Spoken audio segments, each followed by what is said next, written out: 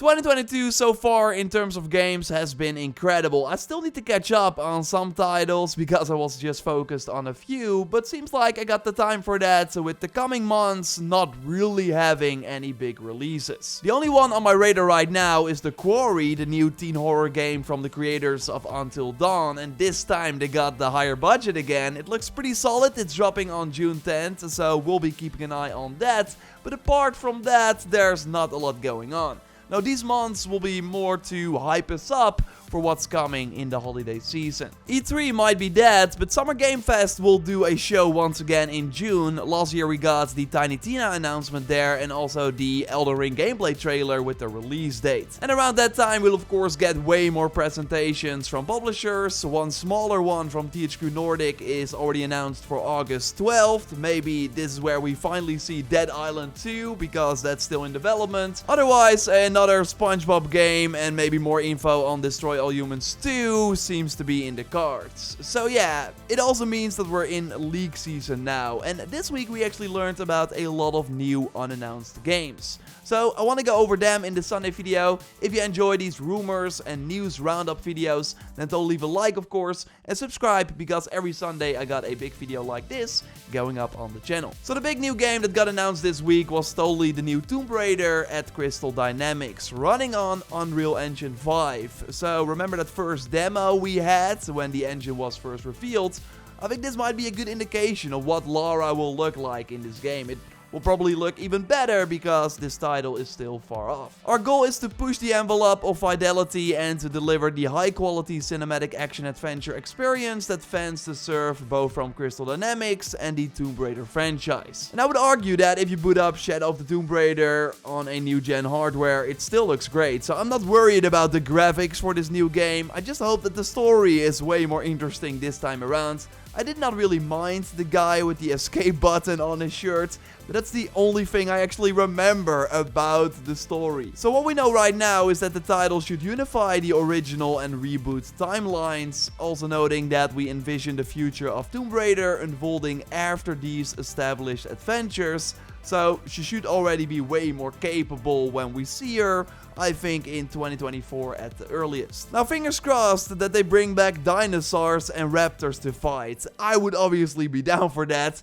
Also good news is that the game director of Days Gone, Jeff Ross, has joined Crystal Dynamics to work on Tomb Raider. I really liked Days Gone, so seeing Jeff Ross join the team is exciting for me, and he also shared a lot of job openings that Crystal Dynamics now has for all their different studios, because they got a lot on their plate right now. They of course got the Avengers still going, which according to recent news they're not going to drop anytime soon, and they're seemingly more hands-on with the new Perfect Dark game as well, after a lot of trouble at Microsoft's The Initiative. And Perfect Dark is also being made on Unreal Engine 5, and Xbox even got their own slide during the special Unreal Engine 5 presentation, because a ton of their studios are using this engine, with likely Hellblade 2 being the first Xbox Unreal Engine 5 game that we can actually play. Totally expect new gameplay for the title during Microsoft's summer event, and I'm just overall excited that we're finally moving towards more next-gen only titles. Like this holiday, we will still see many cross-gen games that were almost all delayed because of COVID. Like Gotham Knights, Hogwarts Legacy and God of War were all first planned for 2021. I still cannot wait to play these,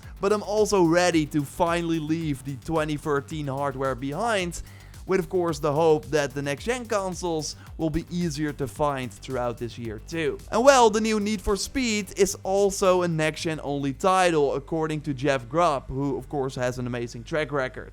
The series is normally on an every other year release cadence, with Heat in 2019 being the last primary installment. But last year EA announced that they delayed the next game to 2022 so Criterion could help with Battlefield 2042. Imagine the state of Battlefield if they did not help out. Jeff Grubb says that the new Need for Speed is coming in November, and he heard it set in Miami, and he also got some underground vibes, but he's not 100% sure on the setting just yet. I think it's actually weird that we haven't seen a new Need for Speed Underground, while that totally seems to be the most beloved version of this game. But good to note is that there will not be an EA Play event. Instead, they will announce their games when the time is right. So likely during other events. Like Jedi Fallen Order 2 could totally get a teaser on May the 4th or during the Star Wars celebration a few weeks later. And I can't wait, we're a few weeks away from that. While we might see the Dead Space remake during the Summer Game Fest kickoff show, for example, or during the Xbox press conference. Ubisoft will likely once again do their own show as well, but I don't think that the next Ghost Recon will be here yet, although rumors are saying otherwise. They announced this week that Breakpoint will not receive more updates, and Kotaku followed it up by saying that a new Ghost Recon, codenamed Over and originally leaked by Nvidia,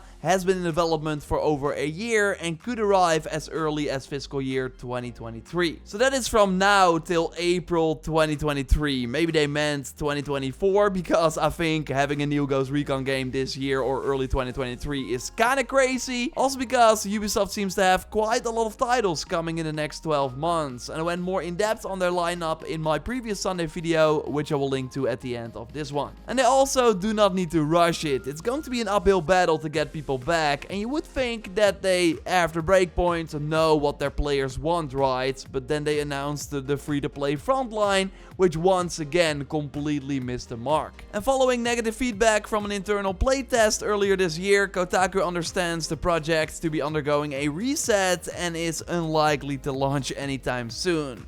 So yeah, it will be quiet on the Ghost Recon front for hopefully a long time. So when they come back, we can hopefully see the series return to former glory. Although I'm not convinced until they pull it off. So yes, another win for the Nvidia leak, which as you can see on Reddit has been proven time and time again. Ubisoft also had Project Orlando there, which we recently learned is likely The Crew 3, which could actually be announced this year. We did learn about another new Ubisoft game though, a third-person battle royale, another one, a shooter called Pathfinder, where a team of 4 players will drop into the map and find their path towards the center to find the main AI boss. I mean, it sounds more interesting, I guess, than the other things they tried, but yeah, Kotaku notes that it might not even come out. Ubisoft will just not rest until they finally have a free-to-play hit, which then likely means that more will follow. Also cool as a new game announcement is the Max Payne 1 and 2 remake, which will be bundled as one for Xbox Series, PS5 and PC. Still in early development, will be made once again by Remedy and on the Control engine. And I'm really curious how they will make these games feel modern again. The bullet time, of course, remains a really cool gameplay feature. But yeah, these games came out a while back. I also played them a while back and I like them. But yeah, curious how they will play in this day and age. But hopefully the remake will be great.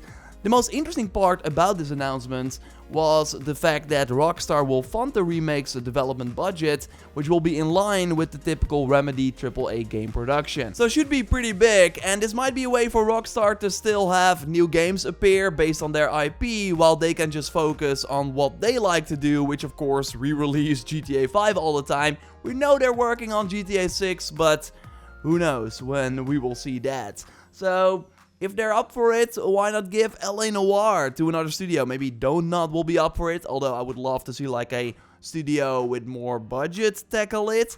If you got like any ideas for a Rockstar IP you would like to see a separate studio tackle, let me of course know in the comments down below. It's a little shorter Sunday video because I got a pretty busy weekend ahead and Tom was sadly unable to help me out. Tom usually edits these Sunday videos. Next week we will be back big time though, already got some cool ideas, so subscribe to miss nothing, a like on the video would of course really help me out, and check out that previous video on the full Ubisoft lineup, although full, a lot of upcoming Ubisoft games have leaked, I go over them, you can watch it by clicking on the screen. For now though, I will speak to you in the next one, goodbye!